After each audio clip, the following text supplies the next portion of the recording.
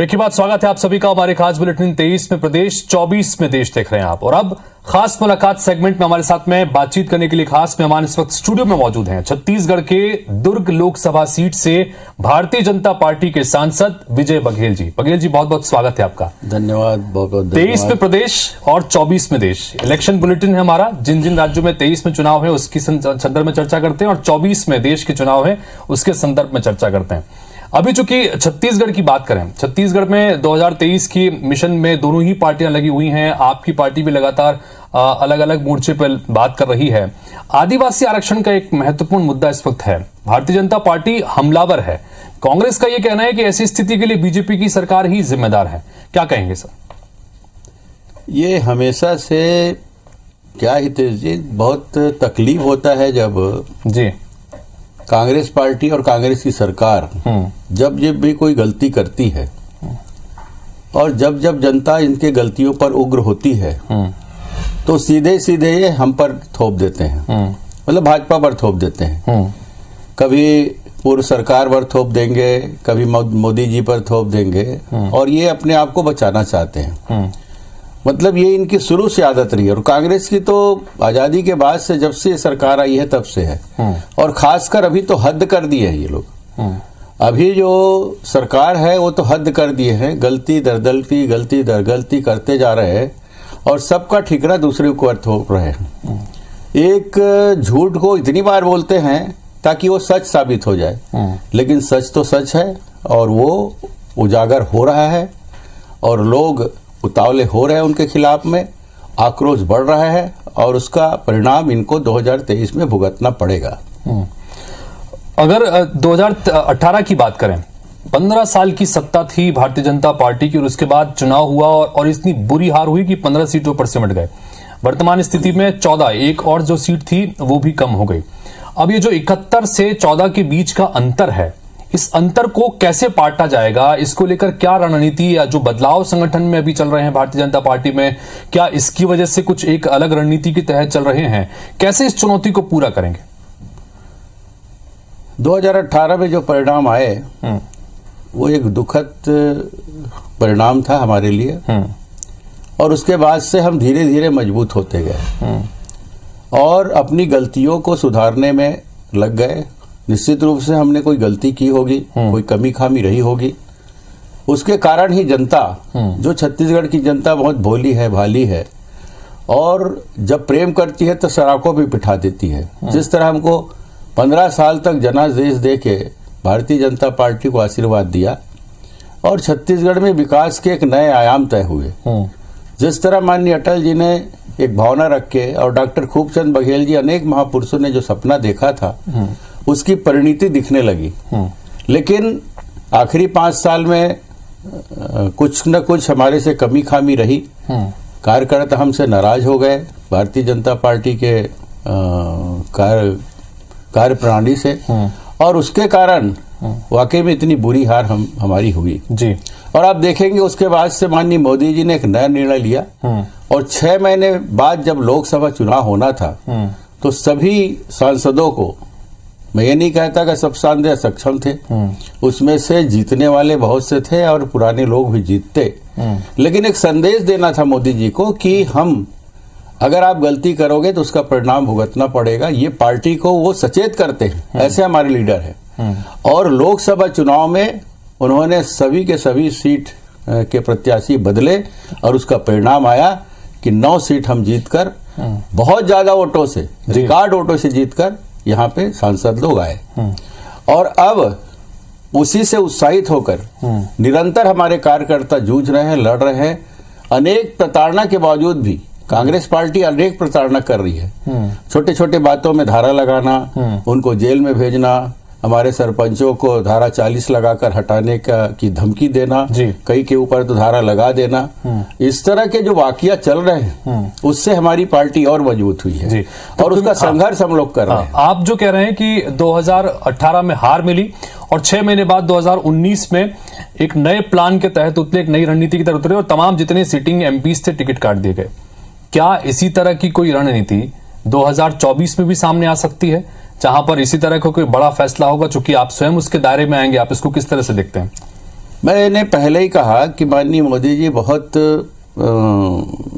गुणता से, उनकी टीम ऐसी है कि हमने जो दिल्ली जाकर अनुभव किया है कि उनकी टीम ऐसी है कि बहुत गुणता से कैसे हम जीत हासिल करें और फिर से एक बार हम सरकार बनाए, उसके लिए सतत वो एक निगरानी रखने की उनकी टीम है, जिनके द्वारा निगरानी रखी जाती है, सर्वे होता है और उस आधार पे निर्णय होता है और उसका परिणाम दिखता है। अब देखिएगा, हम पहले जब 2014 में हमारा लोकसभा चुनाव हुआ तो भारतीय जनता पार्टी 283 सीट लेकर आई। जब उसके बाद 2019 में चुनाव हुआ तो 330 सीट आया। ये है परिणाम और इस दिशा में हमेशा हमारी पार्टी काम करती है, हमारे नेता काम करते हैं। आपका स्वयं का जो संसदीय क्षेत्र है, वहां पर अपने आपके कामकाज को आप किस तरह से आकलन कर रहे हैं? जनता के बीच में आप जाते हैं, लगातार करते हैं और जिस पैमाने का आप जिक्र कर रहे हैं कि मोदी जी के वहां पर अलग तरह का पैमाना और तमाम चीजों को लेकर वहां पर चीजों का फैसला होता है, आप अपना आकलन किस तरह से कर रहे हैं? हितेश जी, बहुत छोटी सी बात है, स्वयं का आकलन स्वयं हम नहीं कर सकते जी, जनता करती है और आप लोग जैसे जो जागरूक पत्रकार साथी है, मीडिया जगत है, वो करते हैं, हमारे नेतागण करते हैं और हमारा काम अच्छा होगा, हम कर रहे होंगे। मुझे अपने काम से संतुष्टि है, मैं लोगों का प्यार पाया और प्यार बांट रहा हूँ आज और लगातार मैं लोगों के बीच में हूँ, उनके सुख दुख में साथ हूँ और जो भी मेरे से बन पड़ता है सबके सामने है। आजकल तो कुछ छिपा नहीं है क्योंकि मीडिया की इतनी सातिर नजर रहती है कि हर चीज लोगों के सामने आता है। लोकसभा में हम बात रखते हैं तो वो भी अब इस तरह की व्यवस्थाएं हैं कि लोगों के सामने वो आपके माध्यम से, चाहे वो यूट्यूब के माध्यम से लोग, जनता उसे देख सकती है। यहाँ की सरकार लगातार आरोप लगाती है कि भारतीय जनता पार्टी के सांसद जिस तरह से छत्तीसगढ़ के मुद्दों की आवाज सदन में उठानी चाहिए, उठाते नहीं है। इस पर क्या कहेंगे? इसका सर्टिफिकेट हमको यहाँ की सरकार से चाहिए ना, यहाँ के मुख्यमंत्री से चाहिए। हमें सर्टिफिकेट हमारी जनता से चाहिए और आप लोग से चाहिए जी, छत्तीसगढ़ की जनता से चाहिए, हमारे लोकसभा की जनता से चाहिए। हमको इनको जवाब देने की जरूरत नहीं है और क्या किए हैं क्या नहीं किए हैं वो जैसे पहले ही कहा कि स्पष्ट है। आप लोग जागरूक मीडिया हमारी छत्तीसगढ़ में और वाकई में एक सानी है हमारी छत्तीसगढ़ की मीडिया की और उसके द्वारा लोग देख रहे हैं कि हम क्या कर रहे हैं और लोकसभा में भी क्या बोल रहे हैं। यूट्यूब में आप देख सकते हैं, आज नहीं जब चाहे तब देख सकते हैं, वो अमित छाप है वो। अच्छा, इसको 2023 के विधानसभा चुनाव के संदर्भ में भी देखें और 2018 के बाद से जिस तरह से यहाँ पर कांग्रेस पार्टी की सरकार चल रही है, भूपेश बघेल के नेतृत्व में चल रही है, एक अलग अंदाज में वो सरकार चला रहे हैं, छत्तीसगढ़ियावाद की बात करते हैं, छत्तीसगढ़िया सेंटिमेंट्स को जोड़ने की बात करते हैं। कमोबेश पूरे देश में सबसे ताकतवर अगर कहीं कांग्रेस है तो वो इस राज्य में है। आप किस तरह से आकलन करेंगे भूपेश बघेल की सरकार के इसका अब तक के कार्यकाल को? वन मैन शो चल रहा है और घटिया सरकार चल रही है, भ्रष्टाचार में डूबी सरकार चल रही है, शराबखोरी में डूबी सरकार चल रही है, गुंडागर्दी में डूबी सरकार चल रही है, अपराध के गढ़ बन गया छत्तीसगढ़। और सबसे ज्यादा तो मेरा दुर्ग, जहां पे मुख्यमंत्री, गृह मंत्री, कृषि मंत्री, पीएचई मंत्री सभी रहते हैं, वहां सबसे ज्यादा अपराध हो रहे हैं। आकलन आप ही लोग लगा के हम लोगों के सामने बताते हैं, ये आंकड़ा है ये। और ये क्या बताएंगे? आए दिन वहां पे पाटन में हत्याएं हो रही है, खुलेआम हत्या हो रही है उसके खुद के क्षेत्र में। जिस दिन वो भ्रमण में थे वहां हत्या हो गई। पुलिस सिर्फ इनकी रखवाली में लगे हैं और भ्रष्टाचार, नरवा गुरुआ घरवाबारी क्या है? पूरे पैसे को बर्बाद कर दिया गया। जानवर सड़क में घूम रहे हैं, गौ माता एक्सीडेंट में मर रही है, लोग एक्सीडेंट होके मर रहे हैं। ये लोग हर चीज ढकोसला। किसानों के लिए क्या किए? रकबा काट दिए, फिर गिरदावली के नाम से। ये लोग सिर्फ और सिर्फ दिखावा करते हैं। और कांग्रेस ये कह रही है कि हमने तो किसानों की जेब में पैसा डालने का काम किया। राजीव गांधी न्याय योजना के जरिए जो अतिरिक्त राशि है 2500 रुपए प्रति क्विंटल के हिसाब से, उस राशि को उनके जेब में डाल रहे हैं। रमन सिंह की जब सरकार थी यहाँ पर तो बोनस देने का वादा था और बोनस भी 2 साल का मिला नहीं। इस पर क्या कहेंगे सर? नहीं मिला, उसका परिणाम हम झेले हैं। हम तो पहले ही कहे। और ये बोल रहा हूँ कि सिर्फ 250, 2500, 2500 ये बोल बोल के ही ये अपने आप को लोगों के सामने प्रदर्शित कर रहे हैं। और वहां भी देखिए पिछले साल का रिकॉर्ड मैं बता दूं आपको, जब आखिरी किस्त मिली तो पर क्विंटल 32 रुपया हर किसान के खाते से काट दिया गया। अभी ये वर्मी कंपोस्ट जो इनके गौठानों में बन रहे हैं, जो धूल है, मिट्टी है, जिसको लोग ले जाना नहीं चाहते, वो जबरदस्ती पकड़ा रहे हैं और 900 रुपया की बिलिंग कर रहे हैं उसका। एक तरफ दे रहे हैं, एक तरफ लूट रहे हैं। क्या है ये? जी, हिसाब कौन पूछेगा इससे? अभी आपने दुर्ग का जिक्र किया, आपने कहा कि दुर्ग से बड़े बड़े मंत्री हैं। कुल मिलाकर दुर्ग संभाग की बात करें 5 मंत्री हैं। भारतीय जनता पार्टी के यहाँ के पास में भी यहाँ पर बड़े कद्दावर चेहरे हैं। आप स्वयं यहाँ से सांसद हैं, सरोज पांडे यहाँ से बड़ा चेहरा है, प्रेम प्रकाश पांडे पूर्व सरकार में मंत्री थे। उसके बावजूद भी जिस तरह से एक रणनीति जमीन पर जिस जिस योजनाओं का आप जिक्र कर रहे हैं उतारनी चाहिए, विरोध होना चाहिए, एकजुटता, ये नजर नहीं आती। इसको लेकर क्या कहेंगे? नहीं, एकजुटता आ रही है और उसका परिणाम भी दिख रहा है और लगातार हम आंदोलन कर रहे हैं। और पाटन में तो मैं हर स्तर पे इनसे लड़ाई कर रहा हूँ, अपने साथियों के साथ मिलके, अपने संगठन के साथ मिलके, वहाँ की जनता के साथ मिलके। आप स्वयं पाटन से भी आते हैं, आप दोनों रिश्ते में भी संबंधी हैं और इसकी वजह से ये जो चीजें निकल के सामने आती है, आपका आक्रोश कई बार देखने को मिलता है। सरकार के खिलाफ है या भूपेश बघेल के खिलाफ? सरकार के खिलाफ है और जो मुखिया रहेगा उसके खिलाफ तो रहेगा। ये जो भूपेश बघेल जी बार बार रमन सिंह जी को क्यों बोल रहे हैं? जब चाहे तब उनको ही छेड़ रहे हैं। आए ना मेरे से बात करे ना, मेरे छेड़े ना। मैं तो बहुत कुछ बोलता हूँ, कभी मेरे से तो आके दो टूक बात करे, मैं बताऊंगा कि क्या है।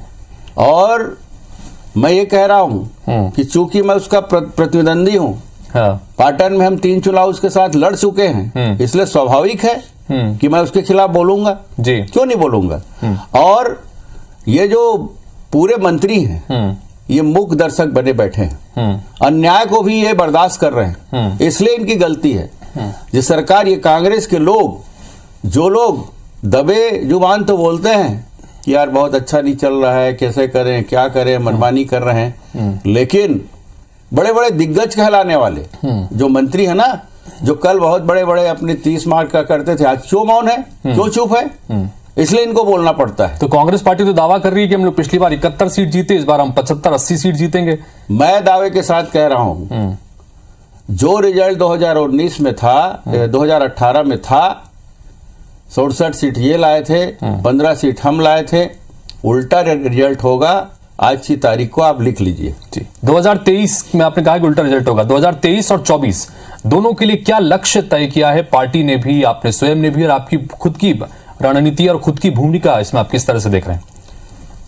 2024 का तो आप जवाब ही नहीं है। 2024 में तो फिर से माननीय मोदी जी की सरकार बनेगी और ज्यादा सीट के साथ सरकार बनेगी, मैं दावे के साथ कहता हूं। और इसमें जो काम हुए हैं देश के लिए, वो लोगों के दिल में बस गया है जी। सबसे बड़ी बात है कश्मीर का मुद्दा। बरसों बरसों थे जो आस लगाए लोग देख रहे थे, जिन महापुरुषों ने उसके लिए अपना जीवन खपा दिया। आज कश्मीर हमारा है। राम मंदिर की बात सोचे थे, कल्पना किए थे, 500 साल का झगड़ा चल रहा था, आज राम मंदिर बनने की प्रगति चल रही है जी। इसी तरह किसानों के हित में बहुत सारी योजना धरातल में इसलिए नहीं उतर पा रही है कि संघीय व्यवस्था में जो भी योजना केंद्र बनाती है उसके क्रियान्वयन की जिम्मेदारी राज्य सरकार को होती है। लेकिन यहाँ की निकम्मी सरकार, जैसे अभी आंगनबाड़ी लगभग 11 लाख गरीबों का हक इन्होंने छीना है, प्रधानमंत्री आवास योजना, आंगनबाड़ी की महिलाओं को ये लोग ज्यादा पैसा देंगे बोले थे, कहाँ है इनका पैसा? भारतीय जनता जी, आप जिसका मुद्दे का जिक्र कर रहे हैं, तो चेहरा कौन होगा? चेहरे को लेकर सवाल खड़े हो रहे हैं, क्योंकि बदलाव पार्टी के भीतर हो रहा है 2023 के संदर्भ में। क्या कोई चेहरा लेकर आप आगे जाने वाले हैं, या जैसा कि आप जिक्र कर रहे हैं कि नरेंद्र मोदी सरकार ने जो बड़ी योजनाएं हैं उसी के साथ, उसी चेहरे के साथ आप लोग जनता के बीच जाएंगे? हमारे नेता बार बार बोल चुके हैं कि सिर्फ और सिर्फ कमल छाप भारतीय जनता पार्टी का चेहरा है, हमारा सिंबल है, जिसको लेकर हम लोगों के बीच में जाएंगे। और ये सिंबल लोगों के दिल में बस गया है। और जो भी निर्णय है वो हमारे शीर्ष नेता लेते हैं जी। वो लोग जो निर्णय लेंगे उसके आधार पे आगे का चुनाव लड़ेंगे। स्थानीय स्तर पर जी, मैंने जो पहले कहा कि हम हर स्तर पे संघर्ष कर रहे हैं, और मैं तो ये भी कहूंगा कि अब 365 दिन लगभग बचे होंगे और अगर हम भूपेश बघेल के खिलाफ एक एक इशू को लेके चले तो 365 दिन कम पड़ जाएंगे उनके खिलाफ। ठीक है, विजय बघेल जी बहुत बहुत शुक्रिया हमसे बात करने के लिए और IBC 24 के इस खास कार्यक्रम में शामिल होकर अपनी बात रखने के लिए। तो कुल मिलाकर हमारे साथ इस खास कार्यक्रम में दुर्ग से भारतीय जनता पार्टी के सांसद विजय बघेल जी थे, जो कि आश्वस्त नजर आ रहे हैं कि 2023 में भी बीजेपी की जीत होगी और 2024 में एक बार फिर से जनता नरेंद्र मोदी के चेहरे पर ही मोहर लगाने जा रही है। अब इंतजार करना होगा कि जनता इस पर किस तरह से मोहर लगाती है। तो इसी के साथ फिलहाल इस बुलेटिन में इतना ही। नमस्कार।